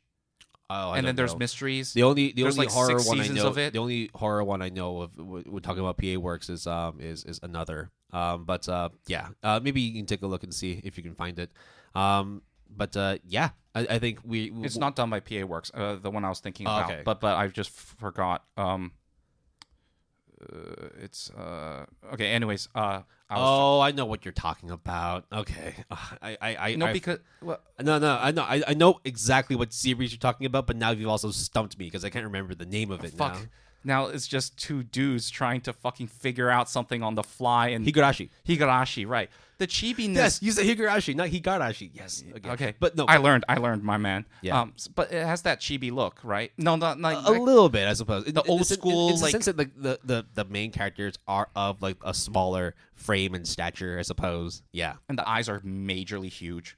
They're not too well. I whatever. Well, whatever. Yeah. Fuck it. We're like really running off base. The point is, PA Works, with any of the 4 works that we have been kind of going back and forth on, is a no-brainer within this subgenre and slice of life in general. You really can't go wrong, even with the different variants within that slice of life workplace subgenre. Yeah. So whether it be Hanasaku Iroha, whether it be Sakura Quest, Aquatope, or Shirobako, you're gonna find something you like with PA Works' works.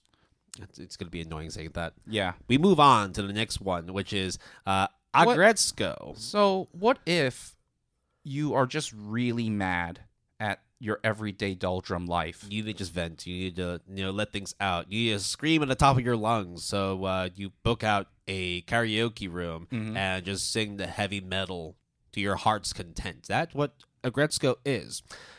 Based on the characters created by Yeti for the mascot company Sanrio, big ass company. The Hello Kitty, Kero P, the penguin one, I forgot his name. Then besides that, the anime series premiered on Netflix on April 20th, 2018, and there were 3 seasons in total produced by Fanworks. We're just going to go over the first season in terms of its score because the rest of them are kind of similar. Raw score of 7.64, ranked 1335, popularity 1302, which is interesting because I thought it would be a lot more popular given that a lot of people really, really like Aggretsuko. So I think Aggretsuko is an interesting beast, and pun intended. The first thing is, rather than featuring human beings, it is animals that are essentially humanoids. I think there is a certain term when they are human, like humanistic of sorts.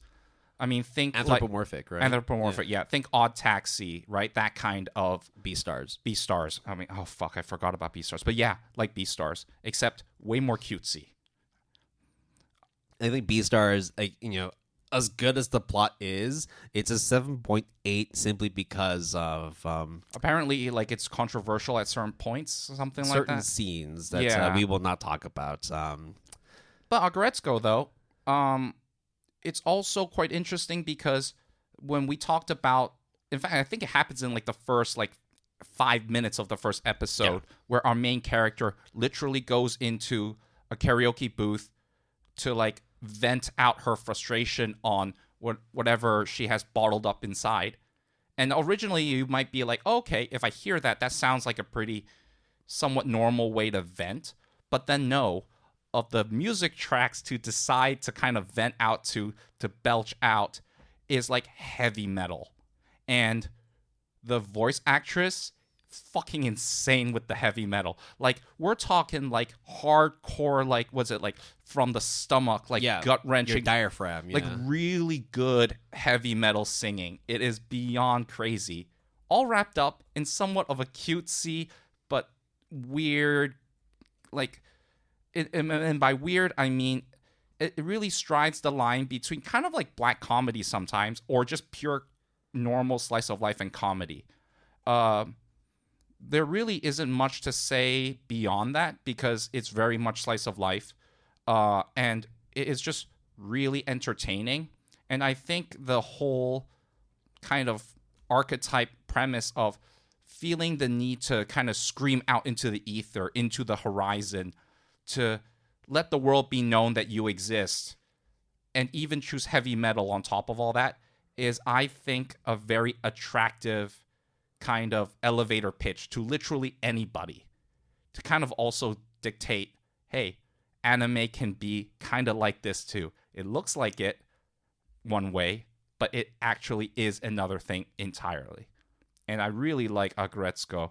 I really don't think it deserves a 7.64. It should, I mean, in my opinion, it's like an 8.5. It doesn't take itself seriously. Like, there's obviously like workplace romance in here as well, or at least like romance attempts. Yeah, I would say attempts is more like it. Yeah, but it's like you know what Aggretsuko wants. You know, like, at the end of the day, all she wants is to just unwind and scream at the top of her lungs to her beloved heavy metal. And just as an aside as well, I don't think you need to be a metal fan to enjoy this. Absolutely not. You just want to see somebody just vent out like their boredom and anger in a very, very comedic. And to be fair, for me, it's like, I like heavy metal. I don't know if I said it before. I definitely said it. Actually, no, I've definitely said it before. Well, you said it now. Yeah. No, I mean, like, especially with like Sim. Yeah. Yeah. Like, I couldn't stop listening to that when it first came out. I mean, I like heavy metal, but I don't love heavy metal. No. Yeah. But even I can tell when you belch out in a certain way, it takes form and technique that is like no joke difficult. And when the voice actress can do that, fucking hilarious and fucking awesome. Oh shit! What was that comedy series that you recommended to me that I absolutely Detroit loved? Metal City? No, not that one. The three girls, the one that pretends to speak English. English. Asobase? I mean, like that one. The ending. The ending theme song? Oh my god, it's so good. Like, if you listen to the ED of Asobase and you go, I kind of want a character that revolves around that archetype. Yeah. Aggretsuko is exactly that. Obviously they don't focus that much on the karaoke stuff, although it is like sprinkled throughout. But it really encapsulates the frustration, the venting, and the release all in one go. I think like what is a major appeal for Aggretsuko is the lack of a plot, really. I mean, there is an underlying plot that like kind of connects all the characters together, but in the end, it's not something that you have to be super invested in to enjoy. So it allows for you to detach yourself from that reality and just enjoy seeing somebody lose their mind over something they absolutely love when the end of the workday comes. It's also just really funny, the dichotomy between the art style, which is very like chibi, like, I mean, if you look at Hello Kitty, but imagine Hello Kitty rocking the fuck out. Yeah. That is Aggretsuko. But yeah. So it's like, it looks cute, but actually they're talking about like serious everyday worries, and she's belching her heart out. I mean, we don't need to give any more W's to Sanrio, but this one was a major dub. So because this came out of nowhere, in my opinion. Yeah. We got a couple more suggestions. The next one, I think we can kind of go over, yeah, but brush over. But then like, we're talking about it again because it's really damn good. We're talking about The Masterful Cat is Depressed Again, based on the ongoing manga of the same name by Hitsuchi Yamada, who did the story and the art. It started off as a webcomic in 2017 and officially serialized in 2018. Published in English, as the Masterful Cat is Depressed Again today by Seven Seas Entertainment as of 2021. The anime series premiered in summer of 2023 and was produced by GoHands. Now, when we did our anime retrospective of the last year, GoHands was a surprising winner. They did some pretty damn good work, and this was one of them. 7.67 for its raw score. The ranking and popularity are but I don't think that's a major point of focus here. Let's just talk about the anime one more time. The Masterful Cat, I hate for him to be depressed, but if that's how he's going to carry himself while he's depressed, I'm going to keep watching the anime because it's really damn good. I mean, I wasn't really that into it before going into the anime just because there's a lot of other stuff going on in summer 2023, but you got on it fast. You checked it out pretty quickly. Yeah, I don't know how I figured it out, but I think both of us wasn't going to really mention it until... It was a bit of a surprise. Yeah. Surprise hit, yeah. And then all of a sudden I was like, this might be good. Actually, I think we were focused on the other GoHands. The girl I like forgot her glasses. And even though we were gung-ho about both, I think the girl I like forgot her glasses kind of didn't pan out too well, at least public reception-wise. It's one of those... The first episode was really good, and then it tapered off. We're kind of seeing that trend with a lot of series that's happening right now in this season. So, yeah. But that's not about, the girl who forgot her glasses. Is it called The Angel Who Forgot Her Glasses or The Girl Who Forgot Her Glasses? The girl I like forgot her glasses. Oh, no, because the one I was thinking was the Angel Next Door Supposed to Be Rotten. I mix those two up. That's another thing, too. Yeah. But Masterful Cat, though, really does take care of her master. Or is it really her master? Because technically it is, because she comes home and she is his owner, like her own. His or her. Yeah. Yeah. The thing with like this series is that the main character, I would say, is the cat themselves, right? Absolutely. But they actually do not take part in the workplace. Rather, they are a fallout from somebody who spends so much damn time in the workplace that, they have to cook a meal for them. They have to clean the house. They have to prepare, groceries for the next day. They have to make sure that clothes are washed so that their owner has clean clothes to work in. The next day they go back to the office. And when the owner comes back drunk, super late, and the food that they made was super cold, and I'm talking about this because I have experience doing this, it's depressing. Yeah. Because you spend so much time going out to buy groceries. I don't know why I'm venting, but it's all right. It's all right. Here, sit on this laid down couch, and okay, all right. Unlicensed psychologist and therapist Jason will hear all your thoughts. But now you're a psychologist too. Damn, you're adding another feather to your bow. Yeah, I'm all about the mind, man. Yeah, the mind games, precisely. So it is a bit of a different take on a workplace-based anime because of the fact that the main character, in our opinion, which is the cat, doesn't actually take part in the office. Yeah, it doesn't. But I think, okay, one of the most hilarious things is, first of all, this cat is not like like a fairy cat. No. It's fucking ginormous, Yeah. all right? And happens to know how to walk on two legs and cook and also do other Like sort of chores. Yeah. But the hilarious thing is, very early on, I'll just say this. The cat ventures outside the house because, hey, if you need to buy groceries, you probably need to go out and get groceries. Yep. And I just can't imagine, like, that sequence is so mundane of him going down the lift, going to the grocery store, getting the groceries, and then going back home to cook it. But during that time, the amount of reactions in the characters on the way or in the grocery store is fucking hilarious, because you get like the old lady be like, oh, thank you for helping me get the grocery the garbage bags as well. And then at the grocery store, people are like, oh yeah, that guy, he's here again, don't worry about him, he's always here. Oh, you're paying by this? Oh, okay, good. It's not really a spoiler, but it's just hilarious that people are nonchalant or accepting of this masterful cat, all because he wants to take care of someone who comes home exhausted that he really cares about. It's a bit of a take. Don't know if it's a hot take, but of the ones we've mentioned today for the recommendations, this is probably the one that I would It's the least vouch for. Well, oh, really? I would vouch for. I mean, yes, it's not necessarily like as workplace as the other ones, but it's something that I feel this is where I'm putting my personal bias. Sure, no problem. I kind of attach myself a bit more to, because I've experienced both sides, in which there was a period where like I spent a lot of time in the office and not a lot of time at home, and then for the last year or so when I was changing careers and all that, I spent a lot of time at home and preparing stuff for my significant other, and there would be times when they'd have to work overtime, or they would have to go to a corporate function, or like, you know, a friend's impromptu, like, said, let's go grab drinks, and I would be like, well, could have told me that you were coming home, because you weren't coming home yet, because I have prepared food for you, ironed your clothes and all that, you know. What? So I don't count now? The fact that, like, yeah, you're right. I understand that kind of frustration.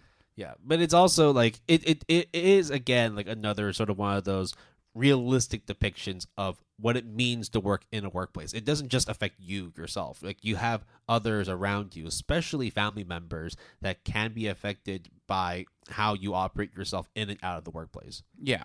I think, like, of all the recommendations, this one is the least kind of connected to the theme of workplace, because it's about coming home and taking care, and then there's a lot more dynamics that is actually not involved in the workplace. Yeah. So, but I just feel like it's still a good show, and the Iyashike elements of it kind of semi-counts. So that's why it'd be remiss of us to not mention it again. All right.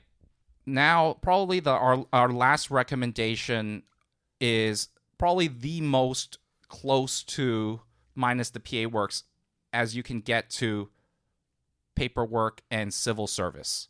I'm talking about Servant X Service, based on the completed manga of the same name by Karino Takatsu, who did the story and the art. He was the mangaka for Working, so that gives you some pedigree there. Which one? The one with 1 exclamation mark, 2 exclamation marks, 3 exclamation marks, all of them? I think that's just the anime. I think the actual manga is only 2 exclamation marks, yeah. But that kind of naming convention, my God, it's like, was it Devil's a part-timer level of shenanigans? Season 2. Oh, this one I actually quite like, because of the fact that, like, you count the amount of seasons by how many exclamation marks it has. Yeah, then there's like that, W Working? Oh, yes. That's a spin-off? Yes. That is just like, where does that fit in? It's a spin-off. But anyways, it's published in English by Yen Press, premiered in summer 2013, and produced by A1 Pictures. The anime has a score of 7.62, with the manga having a 7.60. Barely any difference. So, why is this anime good? Well, why, Jason? Why indeed? The first thing is, I need to tell you the setting. It is about civil service in the welfare department in Japan. And when you hear that, think of like a DMV in kind of American setting. And the mundaneness that comes with it. You get essentially 3 new hires first beginning minute of the first episode, and it's about their shenanigans. This show is actually very educational in learning, at least from a Japanese government welfare civil servant perspective, what they offer in terms of their services and kind of the everyday occurrences that happen, because you get the old ladies that just want to have company and stall for time, and all that kind of getting into disputes between child support and stuff like that, which is kind of heavy stuff. But then it's played for gags. Like working. Would you... Okay, this is more character specific. Mm-hmm. Would you have Lucy Yamagami anywhere close to your top 10 waifus? No. Because there seems to be a lot of debate on Reddit and YouTube and other avenues of the internet. That's actually really not her full name, by the way. What, it's just Lucy? No, it's a gag. Let's just say her name on paper is really, really long. Lucy Kimiko Akie Airi Shiori Rine Yoshihiro Ayano Tomika Chitose Sanae Mikiko Ichika. Yeah. And yes, it's quoted from my anime list. Her full first name, or at least as much as she's bothered listing. So it could actually be longer, because actually in the drama CD crossover with Working, to exclamation marks, the creator basically, well, not the creator, Hiromi Soma, I don't know who they're connected to, but anyways, stated her name. This is gonna take a while. Yamagami Lucy Kimiko Akie Ari Shiori Rine Yoshihiro Chihoko Ayano Fumika Chitose Sanae Mikiko Ichika Yukina Reina Eri Ari Tamiko Chikage Emilia Julia Sijue Erina Chisa Yumeka Natsumi Rannan Rieko Setsura Chikaka. Still continues. So why is that relevant to Servant X Service? Is because Lucy, one of her main motivations is to find out who the fuck made that technical error that gave her legally that long-ass name. Yeah, that name is on her birth certificate. And now she has gotten her way into the welfare department to find out who she can nail, be like, you fucking did this to me. And then it turns out that maybe she finds out, maybe she doesn't. But it's also the other hire. There's a playboy that is really smart. Like, we're talking like suit smart. Like, oh, hey, I bet you can't, you're so useless. I bet you can't recite this ordinance and this law. And he goes, oh, this one? And then he just recites it. And then is that Yutaka Hasabe, or is that Saya Miyoshi? I probably don't have the name. Or Taishi Ichimi. I mean, there's a lot of main characters. Yeah, there's a lot of main characters because it's an ensemble cast. Yeah. Then you get the really passive female who is the third new hire that essentially just wants to do good and learn the ropes, but is very timid and shy. In terms of like a series where like the main character has like a personal vendetta to destroy their enemy, like this is probably one where the premise is outrageous. It also just sounds boring as fuck because it's clerical work, but for me it's like this is awesome. Right? You want to find out who fucked around with your name, and that's about it. But hey, they made it work, man. Yeah. And the episode is kind of split into gags essentially. And I kind of like it a lot, but it is not very earth-shattering if you want something that is kind of persistent storyline. I mean, the fact that it's a 4-koma originally. Exactly. That just gives you kind of an idea of a 4-koma that only ran for about 4 volumes, so a total of 78 chapters, which when you factor in like how a 4-koma works, that's not very long. It's not long at all. You can really consume it within like a couple of hours, if not less. I was going to say a day, but the fact, it just sounds like, like a 2-3 hour speed run. Exactly. So the fact that they could kind of stretch it out over a cur is kind of admirable, and it kind of doesn't overstay its welcome, but it's not very wow. It's just like, oh, it's pretty good. So I gave it kind of a 7 out of 10, but it's a still very good show. So that is probably the only time we can actually even say Servant X Service as a recommendation. I think that's how we even started with it. Yeah. If it wasn't for Shirobako, it will probably be this, where it should be like, if we're talking about workplaces, like, this is it. Yeah. Yeah. So we also have a bunch of like borderline recommendations, maybe recommendations. One, because we've either talked about it, or it's a bit too recent, or it's because the fact that like the workplace setting itself is not necessarily the main focus of the series.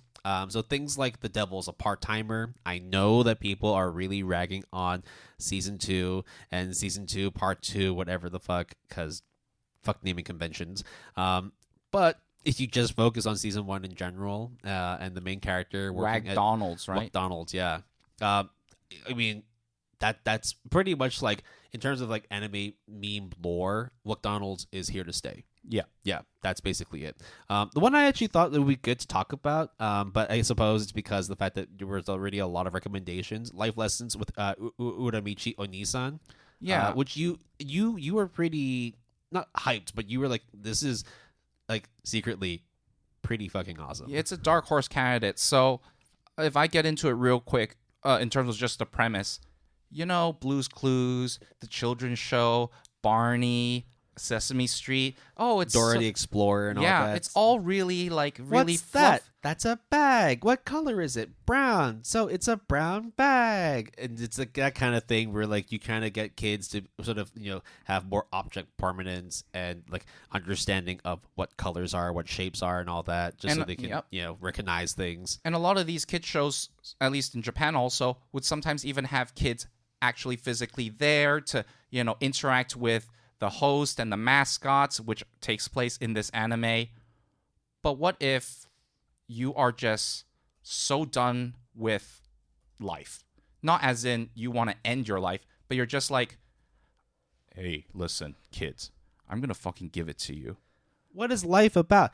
Happiness, joy, fun. What else is about? Crippling debts, hard work, bad health, mortgages. One day you're going to die. Yes, kids. That's absolutely true. And then all the kids kind of be like, I don't know what's going on. And then all the camera crew is like, what the fuck? That is essentially the life lessons that you learn with Uramichi Onisan.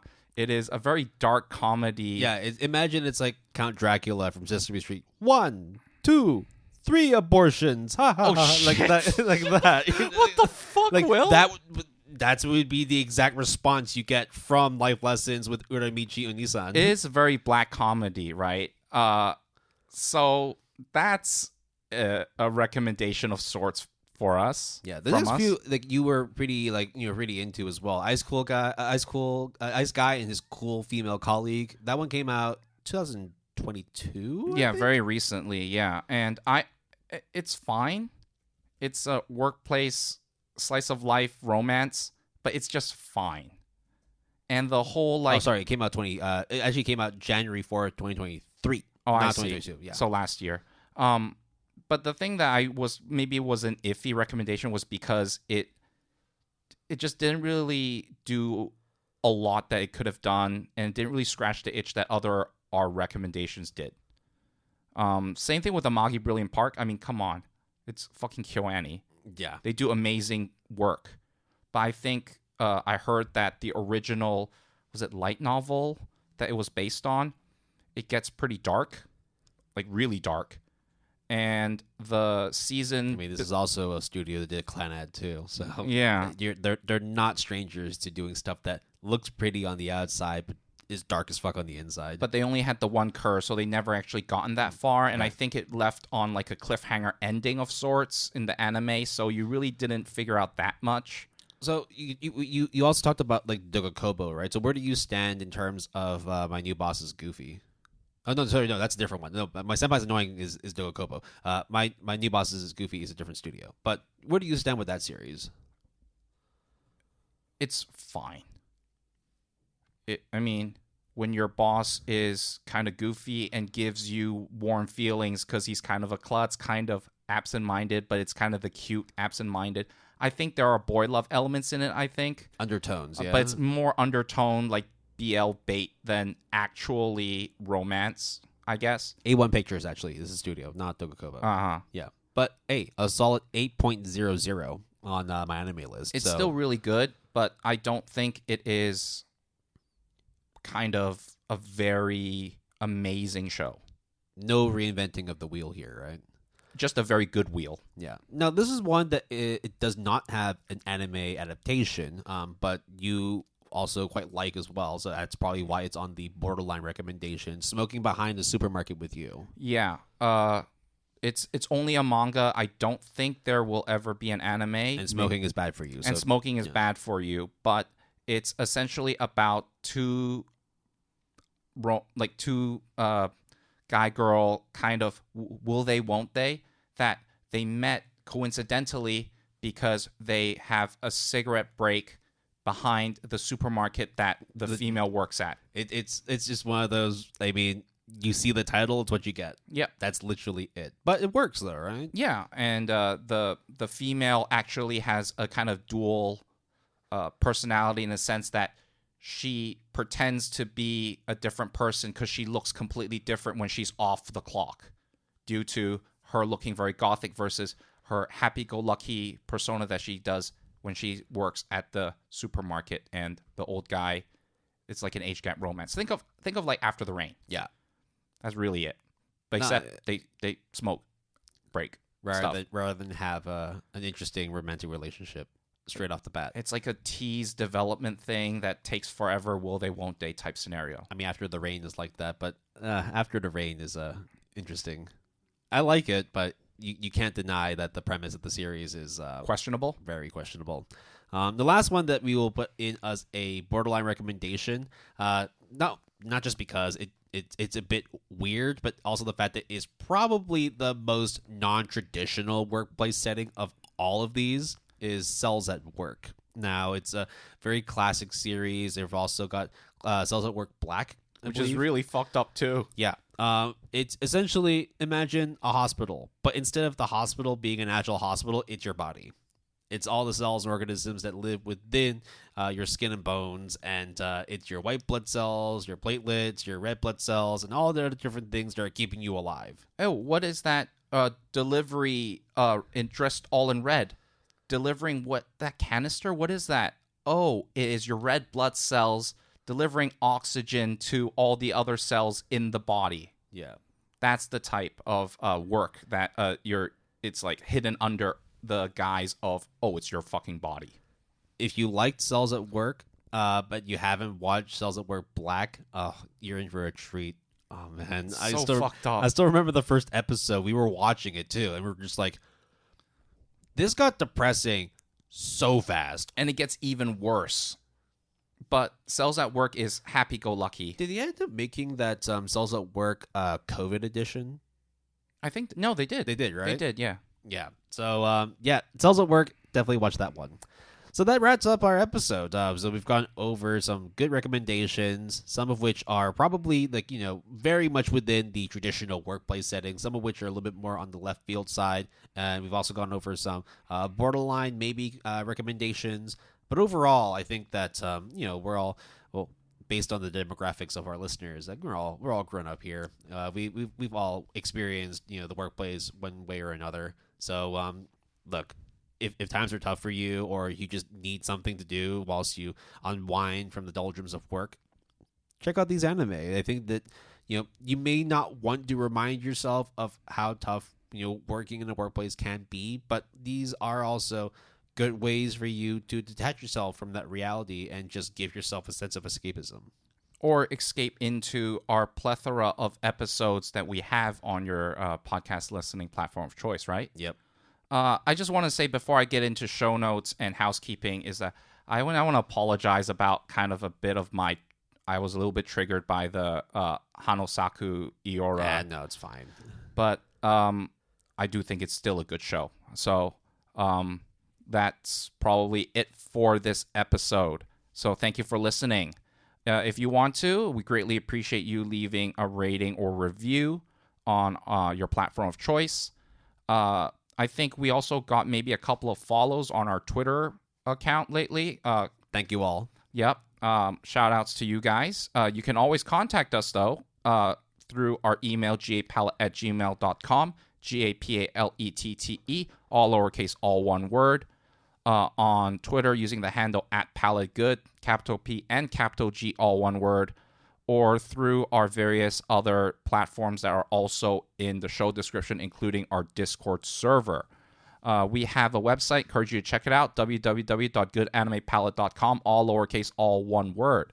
Okay, music credits for this episode.